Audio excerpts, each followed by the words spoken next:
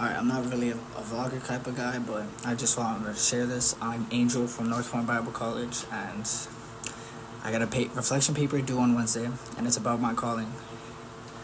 And here it goes. My calling is to become a pastor and just lead many to Jesus. Not only to lead them, but to teach them and guide them to Jesus and who he really is. Not what the world says about him. I know there's a lot of people that says, if Jesus was real, how did he let this happen to me, or why this happened to me? There are many things that happen, but it's our commitment to leave everything behind and take up our cross and follow him.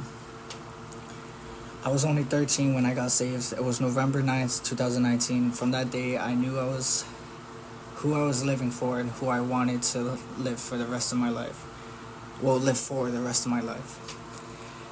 It's not only a year or two after I went to the same place where I got saved. It was Utica, New York, at a youth conference that my youth group goes to every year around November. I can just remember the second day going up to the altar and pressing all into Jesus, and felt in my spirit that pastor was going to be my calling. Then I got confirmations from a few people that pastor was going to be the rundown, and from there I stuck through it. But after moving half a sophomore year of high school to Lowell, my life went downhill. I started to smoke weed again and just stuck with the wrong crowd that wasn't going to lead me anywhere in life. I know because doing the things of the world is the devil's work, not God's, for it says in the Bible, Romans 8:5, for those who live according to the flesh sets their minds on the things of the flesh, but those who live according to the Spirit sets their minds on things of the Spirit.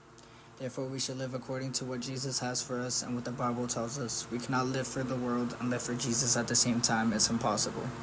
I know that the next few years are going to be rough and also challenging, but if we set our minds onto Jesus and positive thinking, we'll make through it. All the rough and challenging parts of the next few years. It states in Jeremiah 29:11, for I know the plans I have for you, declares the Lord, plans to prosper you, not to harm you, plans to give you hope and a future. If we already know that Jesus has a plan for us, why not just give it all to him and lay it down at his feet? He is the creator of the universe. He knows our next thoughts before we do. He knows our next move before we do. He knows the things we're going to do tomorrow before tomorrow even comes. Tomorrow's never promised to. But I just want to give you the advice to lay down and surrender yourself to Jesus, for it's his breath that it's in our lungs that we breathe. Where's proven fact? It says in Genesis 2:7, then the Lord formed man of dust of the ground and breathed into his nostrils the breath of life, and man became living being. There's no other way but through Jesus Christ, for he's the way, the truth, and the life.